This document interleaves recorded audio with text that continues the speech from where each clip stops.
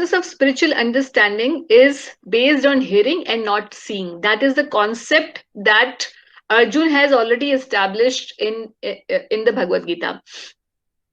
मगर अब क्योंकि अर्जुन जानते हैं कि बहुत सारे ऐसे लोग होंगे आगे जो फैक्चुअली देखना चाहेंगे या फिर जो इस बात को कहेंगे कि अगर भगवान वाकई में परम भगवान है श्री कृष्ण, तो उन्होंने अर्जुन को ये अपना स्वरूप क्यों नहीं दिखाया, अपना विराट रूप क्यों नहीं दिखाया. सो उस चीज के लिए जो है, उस सिद्धांत को लेकर आने के लिए भगवान और अर्जुन इस प्रकार से ये लीला किए हैं विश्वरूप दर्शन के लिए. तो ये मेन एजेंडा है, ये मेन लर्निंग है. वापस चलते हैं अब हम भगवत गीता के ऊपर.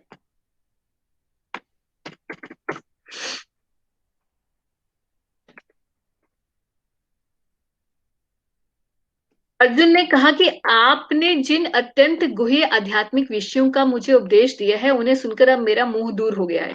तो अर्जुन को बहुत मोह था कि मुझे युद्ध करना चाहिए कि नहीं करना चाहिए. अब उनका मोह दूर हो चुका है और वो ये समझ चुके हैं कि कृष्ण जो है आदि पुरुष है, वो परम भगवान है और जो भी हो रहा है उनकी ही सम्मति से हो रहा है, उनकी ही मर्जी से ये सब कुछ हो रहा है.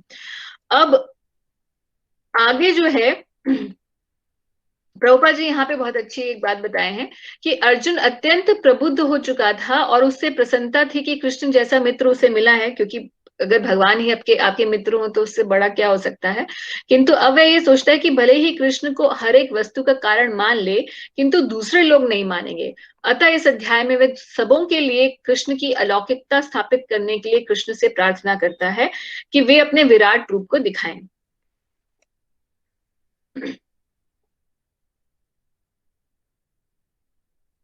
हे पुरुषोत्तम, हे परमेश्वर, यद्यपि आपको मैं अपने समक्ष आपके द्वारा वर्णित आपके वास्तविक रूप में देख रहा हूं. तो ये बड़ी कैची सिचुएशन है. एक इंपॉर्टेंट क्वेश्चन बार बार इसके अंदर आता है कि भगवान का कौन सा रूप जो है सबसे दिव्य है, या कौन सा रूप जो है परम रूप है, या ओरिजिनल फॉर्म है. तो ओरिजिनल फॉर्म जैसे हम पहले भी डिस्कस कर चुके हैं और आगे इस चैप्टर के अंदर भी ये एक पॉइंट निकल के अल्टीमेटली आएगा कि भगवान का जो वास्तविक रूप है वो ये द्विभुज रूप है, दो भुजाओं वाला कृष्ण स्वरूप है. और जो यूनिवर्सल फॉर्म या भगवान की जो ये विराट रूप है, ये एक इसकी दिव्यता उस रूप जैसी नहीं है. आगे पूरे चैप्टर को जब आप पढ़ेंगे उसमें एक जगह प्रभुपाद जी मेंशन ये भी किए हैं कि ये जो विराट रूप है भगवान का, ये टू अ लार्ज एक्सटेंट ये एक भौतिक रूप है. अब भगवान का कोई भौतिक रूप कैसे है ये समझना थोड़ा सा ट्रिकी है, मगर अल्टीमेटली जो पॉइंट है इसको जो अंडरस्टैंड करने का, वो ये है कि भगवान का एक मूल स्वरूप है और एक जो उनका कृष्ण स्वरूप है. आगे भगवान चतुर्भुज रूप यानी कि नारायण रूप भी, अपना विष्णु रूप भी दिखाएंगे अर्जुन को. तो विश्वरूप जो है वो विश्वरूप उसको भौतिक इसलिए बताया गया है क्योंकि वो परमानेंट नहीं है. हमेशा भगवान उसी रूप में नहीं रहते. हालांकि अपनी शक्तियों के द्वारा भगवान इस जगत को उस रूप में धारण जरूर किए हुए हैं, मगर ये भगवान की दिव्यता को एस्टैब्लिश नहीं करता और ना ही भक्त उसमें कोई प्रेम का आदान प्रदान भगवान के साथ कर सकते हैं. इसीलिए उस भगवान के जो विराट रूप है उसको भौतिक बताया गया है.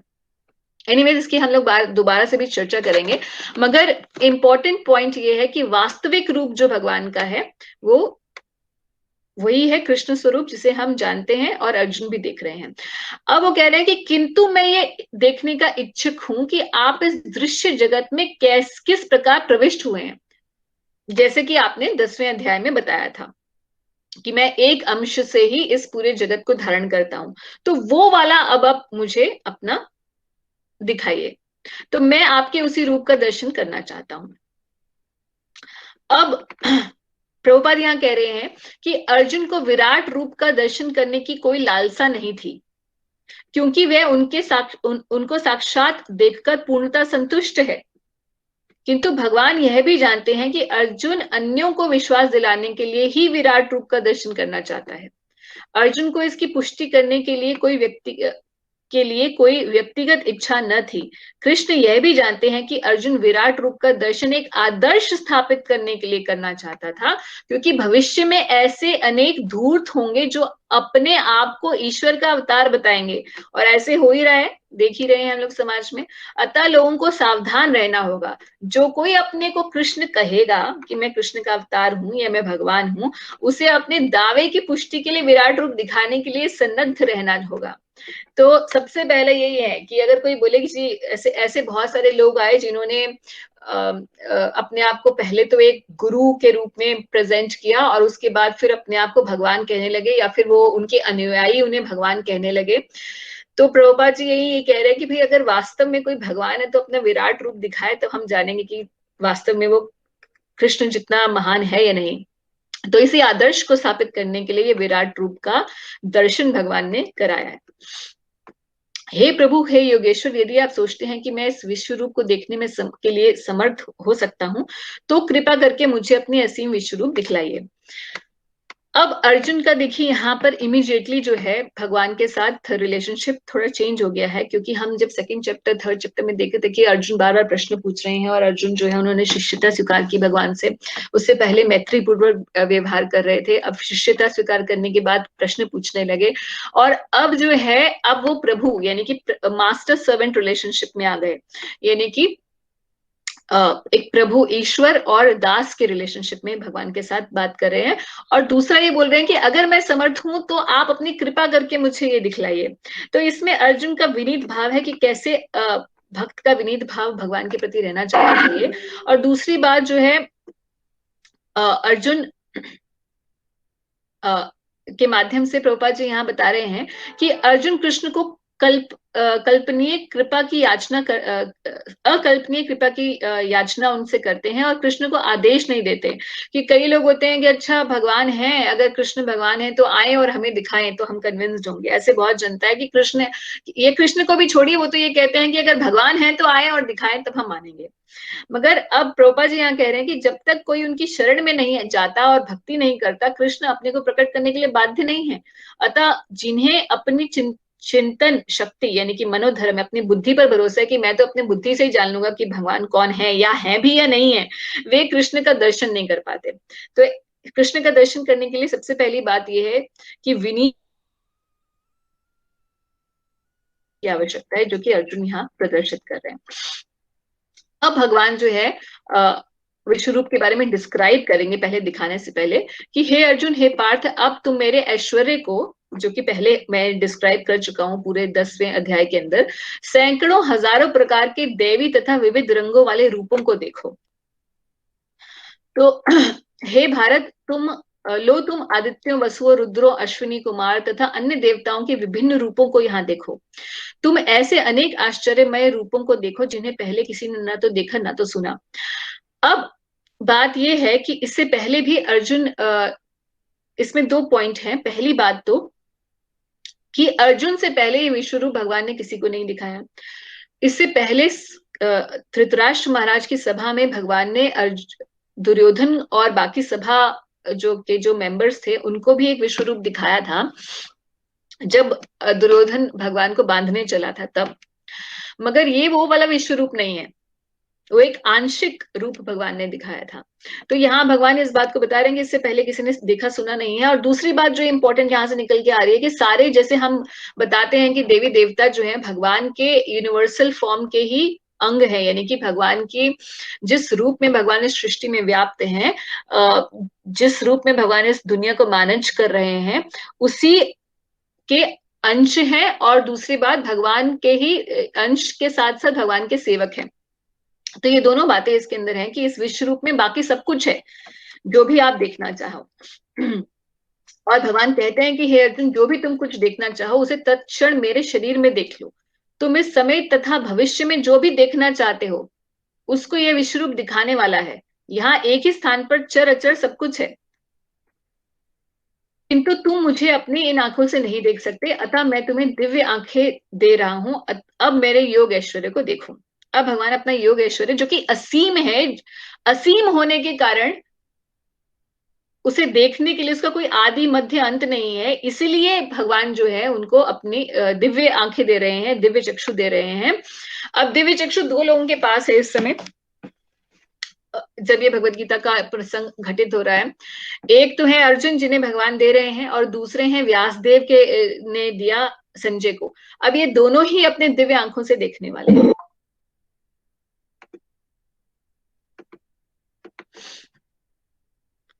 कृष्ण का ये अब प्रभुपाद जी बड़ी, हालांकि दुनिया में अगर हम देखें जो हिंदू समाज के लोग हैं, वो ज्यादातर सोचते हैं कि जो, या इन जनरल भी लोगों की ऐसी भावना होती है कि भगवान मतलब somebody जो असीम है, जिस जो हमारी कल्पना से बहुत परे है, वो इतना विशाल है कि उसको कॉम्प्रिहेंड ही नहीं किया जा सकता।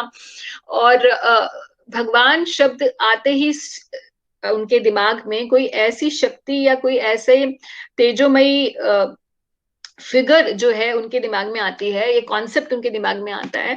और एक कंपैरेटिव आ जाता है कि भगवान मतलब somebody who is Anant, who is असीम। और ऐसा होने की वजह से अगर वो अनंत और असीम है, तो फिर वो एक किसी फॉर्म में कन्फाइंड नहीं हो सकते। इस कॉन्सेप्ट की वजह से कई लोग भगवान को या तो एक पर्सन मानने से छोड़ हट जाते हैं कि भगवान एक पर्सन नहीं हो सकते, because a person has his form and he can not be everywhere, जबकि भगवान हर जगह होते हैं, ओमनीपोटेंट ओमनी प्रेजेंट होते हैं। या फिर वो ये भी मिस्टेक कर जाते हैं कि भगवान का इतना जो ऐश्वर्यमान जो भगवान का रूप है, जो एक हमारी कल्पना से भी परे है, वो ही उनका ओरिजिनल रूप होना चाहिए, क्योंकि उसमें भगवत्ता या ऐश्वर्य जो है वो ज्यादा उभर कर आ रहा है। जबकि भगवान के ओरिजिनल जो आदि कृष्ण की फॉर्म है, आदि पुरुष के रूप में, पुरुषोत्तम के रूप में भगवान की फॉर्म है, उसमें नहीं है। मगर यहाँ पर भगवान जो है इस बात को दे रहे हैं कि भाई क्योंकि वो असीम है, इसलिए दिव्य आंखें आपको देनी पड़ेंगी। और प्रभुपाद जी इसी बात को यहाँ पे स्टैब्लिश कर रहे हैं कि कृष्ण का यह विराट रूप कोई महत्वपूर्ण नहीं है। हालांकि भगवत गीता में ऐसे लोगों के लिए महत्वपूर्ण है जो भगवान की सत्ता को स्वीकार नहीं करते, मगर भक्तों के लिए यह महत्वपूर्ण नहीं है। यह बात इन बाद के श्लोकों में पता चल जाएगा जब हम पढ़ेंगे इस चैप्टर को। फिर भी चूंकि अर्जुन इसका दर्शन करना चाहता है, अतः भगवान ने इस विराट रूप को दिखाने के लिए विशिष्ट दृष्टि प्रदान की है।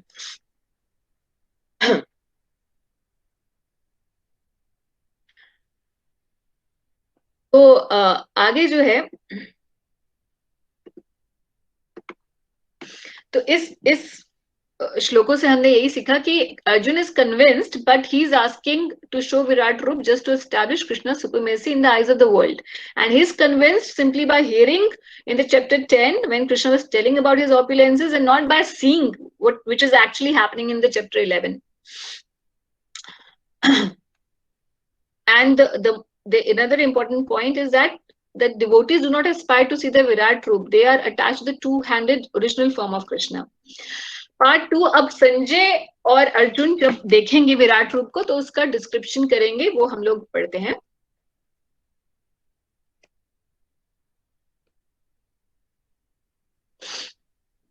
संजय ने कहा कि हे राजन, इस प्रकार कहकर महायोगेश्वर भगवान ने अर्जुन को अपना विश्व रूप दिखलाया। अब डिस्क्राइब करेंगे कि क्या दिखलाया। तो पूरा जो डिस्क्रिप्शन है विराट रूप का जब आप पढ़ेंगे तो वो यही है कि कितना वो असीम है, उसमें असंख्य नेत्र हैं, असंख्य मुख हैं, ऐसे देवी आभूषण हैं, इतने हथियार उठाए हुए हैं। मतलब जैसे हम लोग जनरली किसी देवी देवता का को देखते हैं तो बड़े प्रचंड रूप होता है, जिसमें हमें देखकर एकदम से डर लग जाता है ना, जैसे कि हम किसी काल भैरव या महाकाली का रूप देखते हैं, इतने शस्त्र हैं, इतनी भुजाएं हैं। तो अपने आप से क्या होता है कि एक बड़ा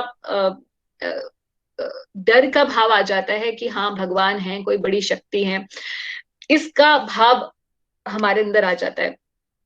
और यही भाव जो है अर्जुन के अंदर आ जाएगा जब वो विश्व रूप को देखेंगे कि कितना भयानक है ये विश्व रूप। तो अभी संजय डिस्क्राइब कर रहे हैं कि इसमें असंख्य मुख, असंख्य नेत्र हैं, और देवी आभूषणों से अलंकृत है, देवी हथियार उठाए हुए हैं, और असीम है, सर्वत्र व्याप्त है ये रूप। और यदि आकाश में हजारों सूर्य एक साथ उदय हों आजकल तो सूर्य नहीं आता, तो इसलिए अब हमें अच्छे से ये समझ में आ सकता है ये श्लोक, कि अगर हजारों सूर्य एक साथ उदय हो तो उनका प्रकाश शायद परम पुरुष के इस दिव्य सॉरी विश्व रूप के तेज के की समता कर सके। तो कितना तेज है ये हमारे बुद्धि से परे है कि ऐसा हो सकता है, क्योंकि हम तो एक भी सूरज को देख नहीं पाते, उसकी तरफ आंख नहीं उठा सकते हम जब सूर्य का प्रकाश तेज होता है तो। तो आगे जो है अब बता रहे हैं कि तब मोहग्रस्त एवं आश्चर्यचकित रोमांचित हुए अर्जुन ने प्रणाम करने के लिए मस्तक झुकाया। जैसे ही देखा इस विश्वरूप को, तो वो अभी तक तो देखिए पूरी भगवत गीता हो गई, अर्जुन ने हाथ भी नहीं जोड़े थे भगवान के कि अब मुझे अपनी शिष्य बनाइए या कुछ भी करिए, कहीं ऐसा मेंशन नहीं है। मगर यहाँ पर जैसे ही भगवान ने अपना एक ऐसा विराट रूप दिखाया जिसमें भगवत्ता या ऐश्वर्य का ज्यादा प्रदर्शन है, तो अर्जुन एकदम से नतमस्तक हो गए और हाथ जोड़कर भगवान से प्रार्थना करने लगे। और प्रभुपाद जी भी यही कह रहे हैं कि अभी तक कृष्ण तथा अर्जुन में मैत्री का संबंध था, किंतु दर्शन होते ही अर्जुन अत्यंत आदर पूर्वक प्रणाम करने लगे और हाथ जोड़कर कृष्ण से प्रार्थना करने लगे। वे उनसे विश्व रूप की प्रशंसा कर रहे हैं। इस प्रकार अर्जुन का संबंध मित्रता का ना रहकर आश्चर्य का बन गया।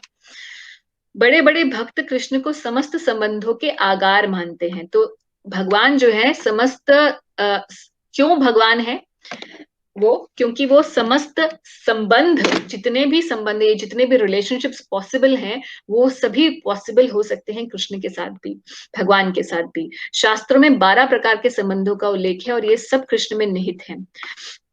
ये कहा जाता है कि वे दो जीवों के बीच, देवताओं के बीच, ये भगवान तथा भक्त के बीच के पारस्परिक आदान प्रदान वाले संबंधों के सागर हैं। तो अब ये कौन कौन से संबंध होते हैं भगवान के साथ? ये वैसे 12 संबंध होते हैं भगवान के साथ, मगर उसमें प्राइमरी 5 होते हैं। तो 5 प्राइमरी रिलेशनशिप्स जो हैं कृष्ण के साथ कौन कौन से होते हैं? एक होता है न्यूट्रल, यानी कि शांत भाव। शांत भाव में जो है भक्त भगवान के साथ भगवान की भगवत्ता को स्वीकार करता है और एक न्यूट्रल भाव रखता है। फिर है दास्य, जैसे कि हनुमान जी का भगवान राम के साथ है, दास्य भाव होता है। फ्रेंडशिप का भाव जैसे अर्जुन का कृष्ण के साथ है। पेरेंटहुड जैसे यशोदा मैया और नंद महाराज, ये देवकी वसुदेव जी का भगवान के साथ है। कॉन्जुगल जैसे कि भगवान की जो पटरानियां हैं द्वारका की, या फिर जो गोपियां हैं उनका भगवान के साथ है। तो भक्त किसी भी इन प्राइमरी 5 रिलेशनशिप्स में भगवान के साथ रह सकता है।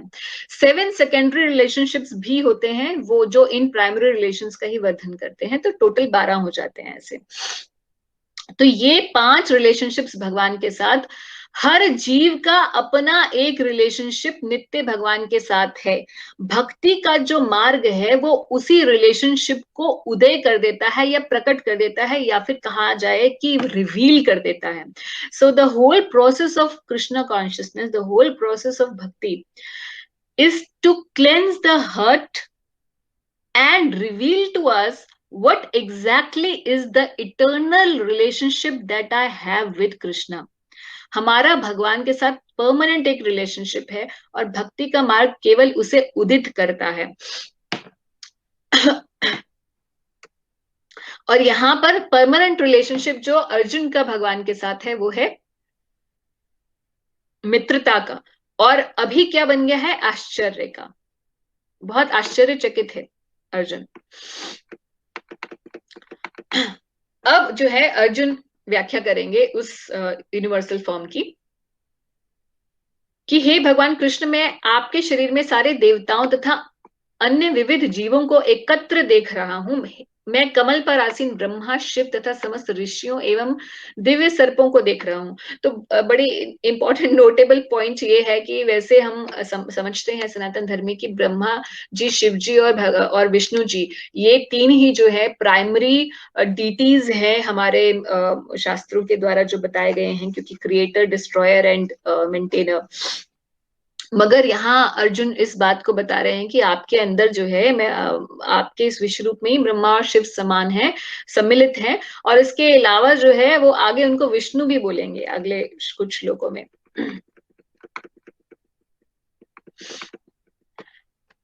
अब भगवान को कह रहे हैं कि आप परम आद्य ज्ञेय वस्तु हैं, यानी कि आप ही ज्ञेय वस्तु हैं। ज्ञेय का मतलब जो जानने योग्य हो, तो वास्तव में अगर जो भगवान को जान जाता है वो इस दुनिया में सबको जान जाता है। आप इस ब्रह्मांड के परम आधार और आश्रय हैं। आप अव्यय तथा पुराण पुरुष हैं।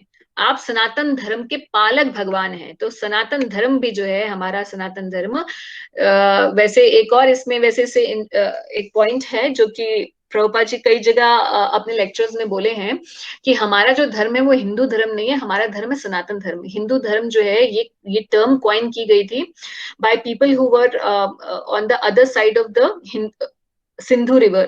So they couldn't understand us and they used to call us Hindu. जो सिंधु के उस पार है वो हिंदू। तो इस प्रकार से ये हिंदू शब्द जो है क्वाइन हो गया और अब हमारा सनातन धर्म जो है हिंदू धर्म के नाम से जाना जाता है। तो यहाँ अर्जुन कह रहे हैं कि आप सनातन धर्म के पालक हैं, तो भगवान धर्म के पालक हैं, ये अर्जुन कह रहे हैं। और यहाँ अर्जुन बता रहे हैं कि कैसे वही डिस्क्राइब कर रहे हैं कि किस प्रकार से ये बहुत आपका जो ये रूप है वो बहुत भयानक है, वो बहुत ही अलौकिक है। यद्यपि आप एक हैं किंतु आप आकाश तथा सारे लोकों एवं उनके बीच के समस्त अवकाश में व्याप्त हैं। यानी कि पूरे स्पेस में भी भगवान जो है व्याप्त थे। तो हे महापुरुष, आपके इस अद्भुत तथा भयानक रूप को देखकर सारे लोग भयभीत हैं कि ऐसा कौन आ गया जो हर जगह व्याप्त है। ऐसा कभी किसी ने देखा ही नहीं कि जो त्रिलोक में व्याप्त हो सकता है। और अर्जुन इसमें कहते हैं कि हे महाभाव, आपके अनेक मुख, अनेक नेत्र, बाहु, जंघा, पांव, पेट तथा भयानक दांतों वाले विराट रूप को देखकर देवता गण सहित सभी लोग अत्यंत विचलित हैं और उन्हीं की तरह मैं भी हूं। तो अर्जुन भी भगवान के इस रूप को देखते हैं विचलित हो गया। तो ये विश्व रूप जो है भगवान की भगवत्ता को तो बताता है, मगर आदान प्रदान जो एक भक्त का भगवान के साथ प्रेम वश हो सकता है उसको नहीं एस्टैब्लिश कर पाता। तो अब यहाँ पे विष्णु कह रहे हैं उनको कि हे सर्वव्यापी विष्णु, नाना ज्योतिर्मय रंगों से युक्त आपको आकाश का स्पर्श करते मुख फैलाए तथा बड़ी बड़ी चमकती आंखें निकाले देखकर भय से मेरा मन विचलित है। मैं ना तो धैर्य धारण कर पा रहा हूं, ना मानसिक संतुलन ही कर पा रहा हूं। तो यहाँ पर जो है अर्जुन को भय भय हो गया है भगवान से, और अर्जुन उन्हें रिक्वेस्ट करेंगे आगे कि अब आप अपना दूसरा रूप दिखाएं। अब इसी इसी रूप में अर्जुन को ये जो पूरा प्रसंग चल रहा है वो हम जानते हैं कि कुरुक्षेत्र की युद्ध भूमि में है और अर्जुन फाइट नहीं करना चाहते, भगवान उन्हें प्रेरित कर रहे हैं और साथ साथ में उनको प्रेरणा तो दे ही रहे हैं युद्ध के लिए, और साथ ही साथ में ये भी बता रहे हैं कि why he has to do and while he is describing why he has to fight, he is in the meanwhile in the course of the discussion he has described various yoga processes। मगर इन सब के होते अर्जुन जो है वो ये जानना चाहते हैं कि वो युद्ध भूमि में आगे होने क्या वाला है। तो भविष्य को भी भगवान इसी विश्व रूप में दिखाए हैं और कह रहे हैं कि धृतराष्ट्र के सारे पुत्र अपने समस्त, ये अर्जुन कह रहे हैं देखकर कि धृतराष्ट्र के सारे पुत्र अपने समस्त सहायक राजाओं सहित तथा भीष्म, द्रोण, कर्ण एवं हमारे प्रमुख योद्धा भी आपके विकराल मुख में प्रवेश कर रहे हैं। ये अब अर्जुन भगवान के काल रूप का वर्णन कर रहे हैं। उनमें से कुछों के शिरों को तो मैं आपके दांतों के बीच चूर्णित होता देख रहा हूं। तो भगवान के विकराल मुख में सारे ये योद्धा जा रहे हैं, तो भगवान जो है काल रूप में इन सबको ग्रास करने वाले हैं, ये अर्जुन पहले ही से ही देख रहे हैं और कह रहे हैं कि जिस प्रकार नदियों की अनेक तरंगे समुद्र में प्रवेश करती हैं उसी प्रकार ये समस्त महान योद्धा भी आपके मुखों में प्रवेश कर रहे हैं। तो देखिए कितना भयानक रूप होगा, हम उसकी कल्पना नहीं कर सकते।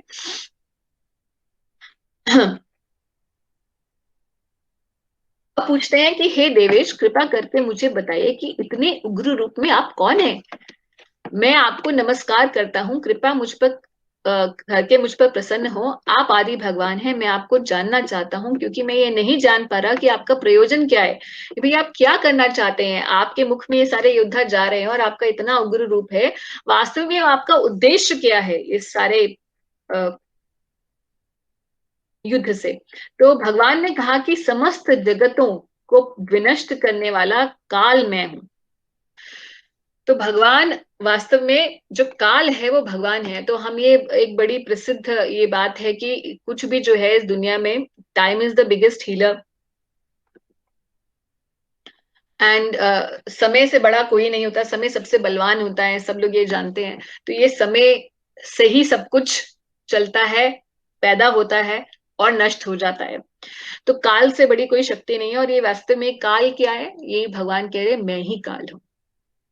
तो काल का स्वरूप भगवान का ये भगवान ने दिखाया, और कह रहे हैं कि यहां मैं समस्त लोगों का विनाश करने के लिए आया हूं। कहां पर? युद्ध भूमि में।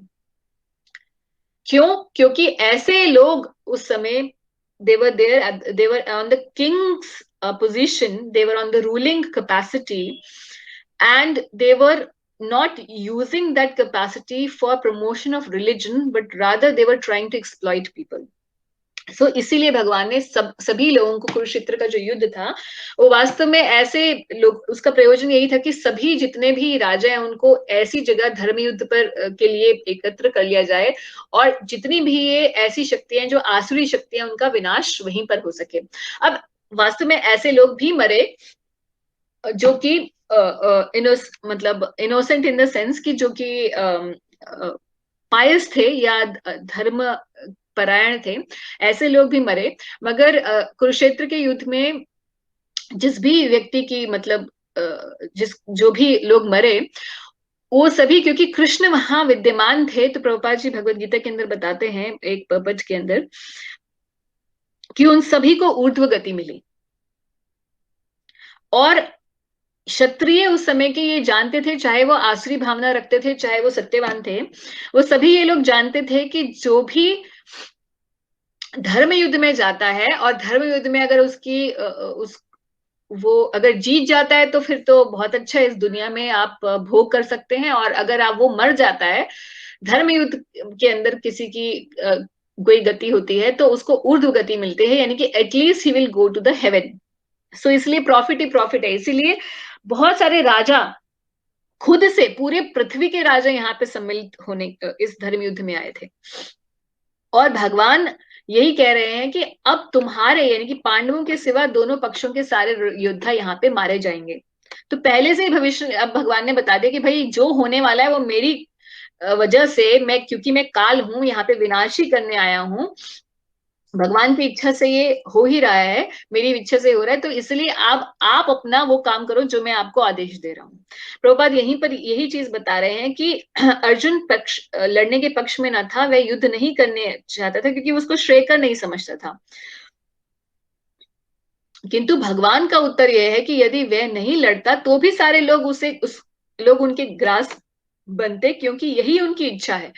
यदि अर्जुन नहीं लड़ता तो वे सब अन्य विधि से मरते। मृत्यु रोकी नहीं जा सकती, चाहे वह लड़े या नहीं। वस्तुतः वे पहले ही मृत हैं। काल विनाश है और परमेश्वर की इच्छा अनुसार सारे संसार को विनष्ट होना है, यह प्रकृति का नियम है। तो ये प्रकृति का नियम भगवान ने बना रखा है। The whole material world is temporary. Whoever comes, whoever takes birth has to die, मतलब leave the body. और इम्पॉर्टेंट बात इसमें जो ये है कि अगर कोई वास्तव में भगवत गीता को समझता है, आत्मा के ज्ञान को समझता है, और ये समझता है कि भगवान काल रूप में है, तो वो भक्त जो है वो डेथ से, मृत्यु से विचलित नहीं होता। वो मृत्यु से विचलित होना छोड़ देता है। क्यों? क्योंकि मृत्यु क्या है? काल है, और काल कौन है? कृष्ण ही है। तो thus a devotee sees death as Krishna, thus he is not afraid of him.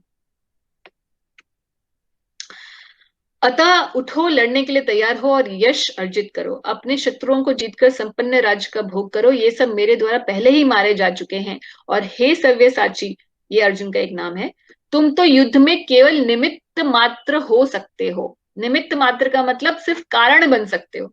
तो ऐसा बहुत होता है दुनिया में कि हम कभी कारण बनते हैं किसी को भगवान से जोड़ने के, या कोई और कारण बनता है हमें जोड़ने का।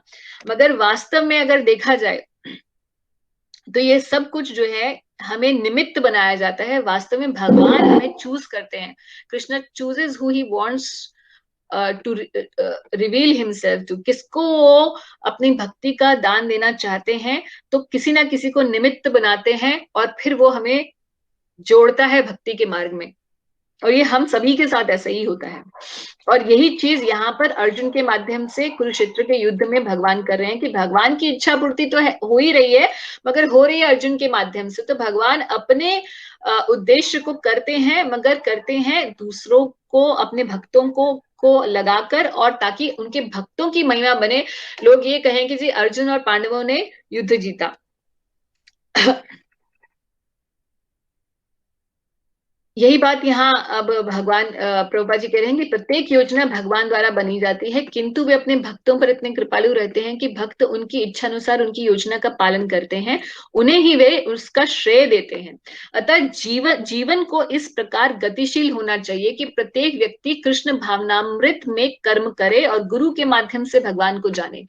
भगवान की योजनाएं उन्हीं की कृपा से समझी जाती हैं, और भक्तों की योजनाएं उन्हीं की योजनाएं होती हैं। जो भक्तों की योजना है वो भगवान की योजना ही है।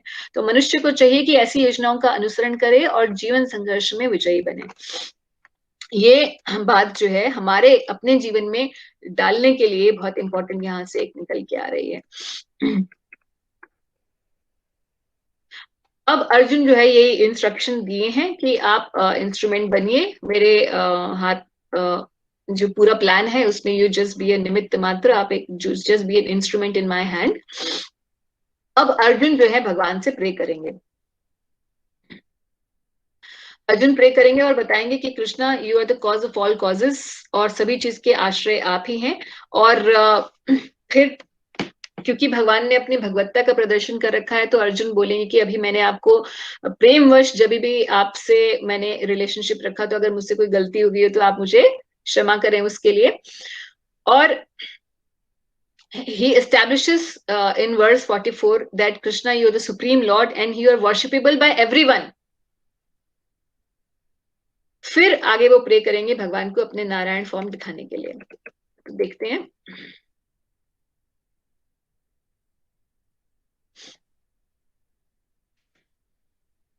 प्रेयर स्टार्ट हुई यूनिवर्सल फॉर्म के प्रति अर्जुन की, कि हे महात्मा, भगवान को संबोधित कर रहे हैं, आप ब्रह्मा से बढ़कर हैं, आप आदि सृष्टा हैं।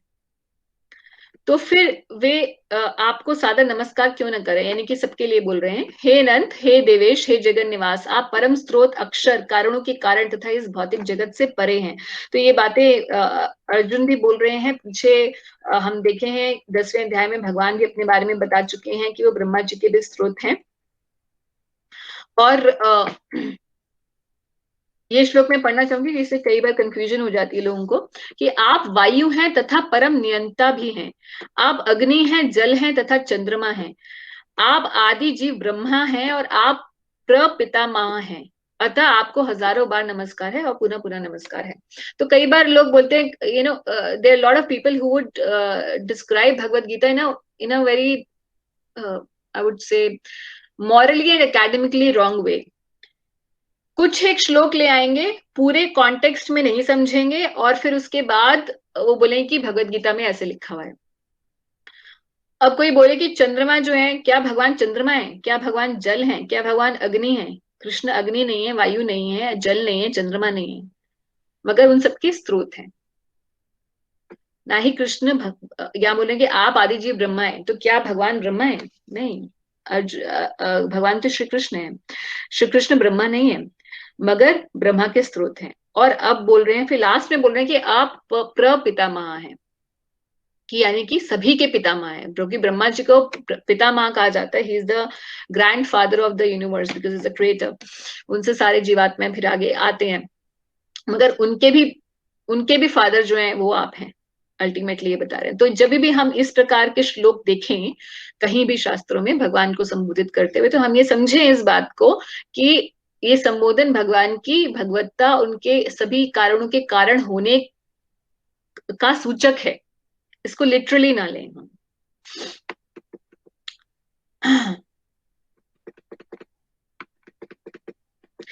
अब अर्जुन कहेंगे कि आपको अपना मित्र मानते हुए मैंने हठ पूर्वक आपको हे कृष्ण, हे यादव, हे सखा जैसे संबोधनों से पुकारा है, क्योंकि मैं आपकी महिमा को नहीं जानता था।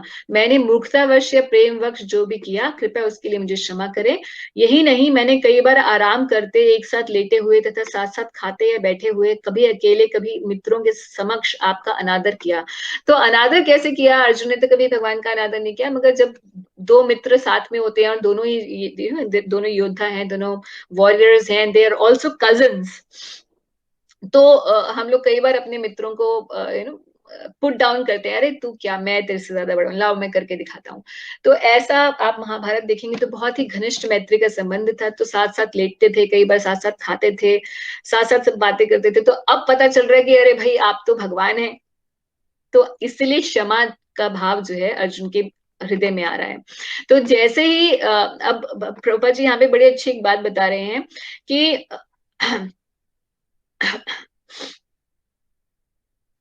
कृष्ण यहाँ बीच में से पढ़ते हैं कि कृष्ण इतने कृपालु हैं कि इतने ऐश्वर्य मंडित होने पर भी अर्जुन से मित्र की भूमिका निभाते रहे।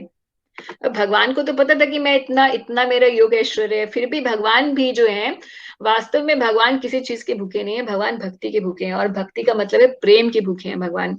और इसीलिए भगवान अपनी भगवत्ता को छुपा कर भी रखते हैं, क्योंकि जब तक भगवत्ता रहेगी तो फिर क्या होगा, भक्त जो है उनसे खुलकर आदान प्रदान नहीं कर पाएगा ना, यही समझते रहेगा कि तो भगवान है, इनका कैसे मैं मित्र बन सकता हूँ, या इनको मैं अपना बच्चा कैसे स्वीकार करूं। और यही बात जैसे हम भागवतम में, श्रीमद् भागवतम में देखते हैं कितने सारे प्रसंगों में, जैसे भगवान ने जब माटी खाई तो यशोदा मैया ने उनके मुख में देखा, और मुख में देखा पूरा ब्रह्मांड, तो वहां पे भी भगवान ने उनको एक आंशिक रूप से विश्व रूप दर्शन कराया था। तो भी यशोदा मैया ने बोला, अरे ये पता नहीं क्या, मैं ही, मुझ में ही कुछ प्रॉब्लम हो गई, I am just hallucinated, I am what am I seeing, ये तो एक छोटा बच्चा है। क्यों? क्योंकि भक्त का जैसे ही भगवान के साथ ऐसा संबंध हो जाता है कि ऐश्वर्य पूर्ण हो जाता है, तो वो भगवत्ता में इतना विचलित हो जाता है भय के कारण, या एक सर्वेंट और मास्टर का ही रिलेशनशिप रह जाता है, उससे ऊपर कोई मिठास नहीं रह जाती रिलेशनशिप में। इसीलिए भगवान जो है अपने ऐसे ऐश्वर्य को अपने शुद्ध भक्तों से छुपा कर रखते हैं। मगर हम जैसे जो लोग हैं, जो भक्ति को प्रारंभ करते हैं, उनके लिए अभी ऐसा बहुत ज्यादा ये आगे की बात है, जैसे अर्जुन के लेवल की बात है। मगर जब हम भक्ति को शुरू करते हैं तो हम भगवान की भगवत्ता को स्वीकार करते हैं, और उसी रिलेशनशिप में, यानी कि भगवान के हम अंश हैं, भगवान के हम दास हैं, इसी भावना से हम भक्ति को चलाते हैं शुरुआत में। और जैसे जैसे हम भक्ति में बढ़ते चले जाते हैं, तो फिर हम धीरे धीरे ये जो हमारा एक इटर्नल रिलेशनशिप है भगवान के साथ, वो हमें रिवील होता है। मगर ये बहुत आगे की बात है, भक्ति में एक आगे का चरण होता है, शुरू में ये नहीं होता। तो शुरुआत में हमें वैसा ही रहना चाहिए जैसे कि एक सर्वेंट मास्टर रिलेशनशिप रहता है, यानी कि अपने आप को भगवान का दास मानकर भक्ति का के पथ पर चलना चाहिए। और यहाँ पर अर्जुन हालांकि जो है भगवान के इतना ऐश्वर्य देख रहे हैं, फिर भी वो कह रहे हैं कि अरे तुम तो मेरे फ्रेंड हो, मैंने ऐसे कुछ कहा तो मुझे माफ कर देना। तो यहाँ मिक्स्ड रिलेशनशिप आ रहा है, मगर फिर भी भगवान के साथ अपनी मित्रता को भूल नहीं रहे। कृष्ण के साथ अपनी मैत्री को अर्जुन नहीं भूल रहे, हालांकि विराट रूप का ऐश्वर्य भी वो देख रहे हैं तब भी। तो ये बहुत ही ये बात बताती है कि उसका जो रिलेशनशिप एक जीवात्मा का भगवान के साथ होता है, वो कभी हटता नहीं है, चाहे भगवान की भगवत्ता उनके सामने प्रदर्शन भी कर दी जाए तो।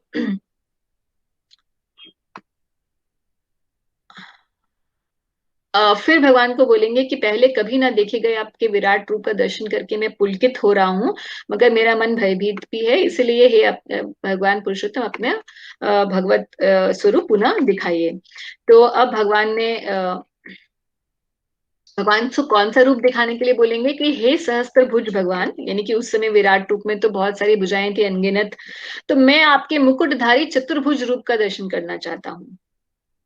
तो ये वो रूप है जो एक्चुअली भगवान ने जब भगवान प्रकट हुए थे वसुदेव जी और देवकी जी के सामने एक बालक के रूप में, तो पहले उन्होंने भगवान ने अपना रूप दिखाया, ये चतुर्भुज रूप मुकुट वाला, और फिर जो शंख चक्र गदा और पद्म धारण किए हुए था, जो विष्णु रूप जैसे नारायण रूप जो है, और फिर उन्होंने जब प्रे किया कि अरे भाई आपको ऐसे देखेंगे तो हम ऐसा तो कोई बच्चा नहीं होता, और भगवान से वो कंस से बहुत वो भी थे, भयभीत भी थे, तो उन्होंने बोला नहीं नहीं आप एक साधारण बच्चे के रूप में हमारे सामने आए। तो भगवान ने वो फिर अपने नॉर्मल एक बच्चे की तरह भगवान ने उनके सामने रूप दर्शन किया था। तो इसी रूप को अर्जुन भी देखना चाहते हैं, चतुर्भुज रूप को।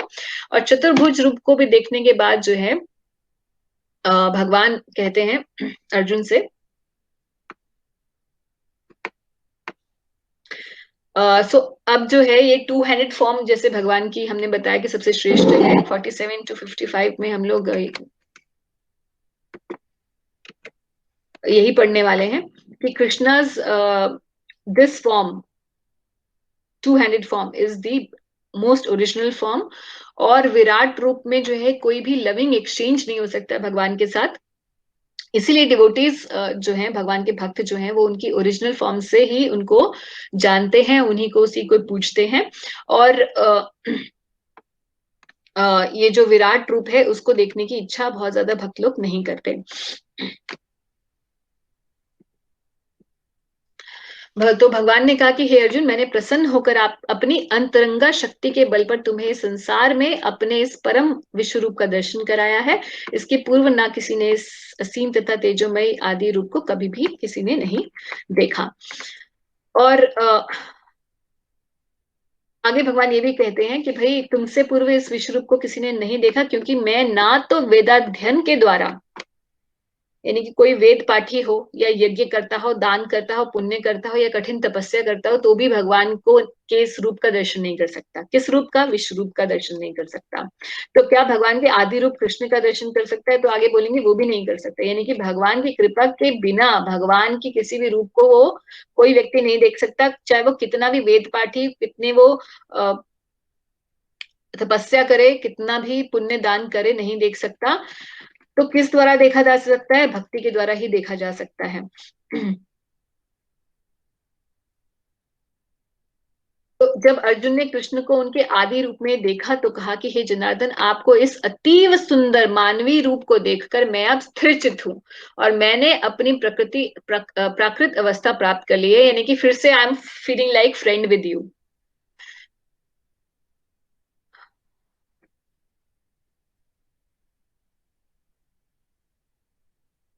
हाँ, तो भगवान ने फिर कहा कि हे अर्जुन, तुम मेरे जिस रूप को, यानी कि मानवीय रूप को इस समय देख रहे हो, उसे देख पाना अत्यंत दुष्कर है।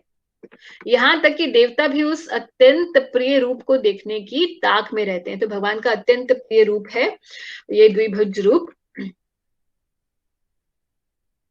और फिर आगे यही बोल रहे हैं कि तुम अपने दिव्य नेत्रों से जिस रूप का दर्शन कर रहे हो, उसे ना तो विद्या ध्यान से, कठिन तपस्या से, ना दान, ना पूजा से जाना जा सकता है।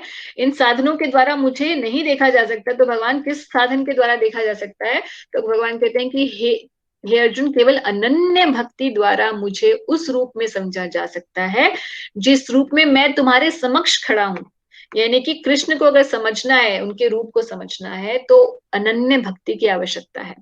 इसी प्रकार मेरा साक्षात दर्शन भी किया जा सकता है। तो भगवान का साक्षात दर्शन पॉसिबल है ओनली थ्रू अनन्य भक्ति। और इसी विधि विधि से मेरे ज्ञान के रहस्य को तुम पा सकते हो। तो ये बहुत ही बड़ी बात है जो कृष्ण यहाँ पर देखिए, हम ये 6 के जो मिडल चैप्टर्स हैं, फ्रॉम चैप्टर 7 to 12, ये भक्ति की महिमा भगवान बता रहे हैं। तो इसी बात को दोबारा दोबारा भगवान स्थापित करेंगे हर चैप्टर के अंदर। आप देखते आए 9th में, 10th में, हर जगह भगवान ने इसी बात को स्थापित किया है। और कहते हैं कि हे अर्जुन, जो व्यक्ति सकाम कर्मों तथा मनोधर्म के कलमश से मुक्त होकर मेरी शुद्ध भक्ति में तत्पर रहता है, जो मेरे लिए ही कर्म करता है और मुझे ही जीवन का लक्ष्य समझता है, और जो प्रत्येक जीव से मैत्री का भाव रखता है, वह निश्चित ही मुझे प्राप्त कर सकता है। तो यहाँ पर पूरी की दी है भगवान ने कि कैसे उन्हें प्राप्त किया जा सकता है। सबसे पहले तो जीवन का लक्ष्य भगवान को बनाना बहुत जरूरी है। कि अगर अभी लोग सारे कंफ्यूज रहते हैं, what is the purpose of my life, आजकल इतने यूट्यूब वीडियोस होते हैं, find the purpose of your life. अरे भाई, purpose of life is very simple, this world is for reformation, and if we are here to reform ourselves and then we go back to Godhead, make Krishna as the goal of one's life. and that's how you'll find the purpose. Otherwise, all other purposes are going to keep us here in this material world, and again in the next life I'll be finding my own purpose. What is the point?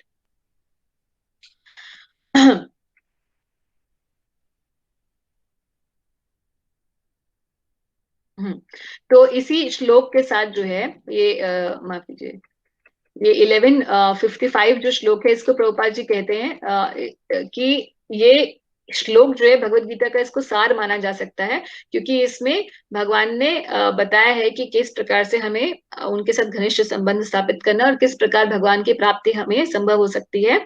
Starting with making Krishna as the goal of one's life, one engages in his devotion service. मेरी शुद्ध भक्ति में तत्पर रहे. तो बाकी सब सकाम कर्मों, मनोधर्मों, यानी कि मनोधर्म का क्या मतलब है कि हाँ, मन घड़त तरीके से भगवान को समझना, उन सब से मुक्त हो, भक्ति का पथ अपनाए, कृष्ण को अपने जीवन का उद्देश्य माने और सभी के साथ मैत्री का भाव रखें, तभी व्यक्ति भगवान के पास पहुंच सकता है.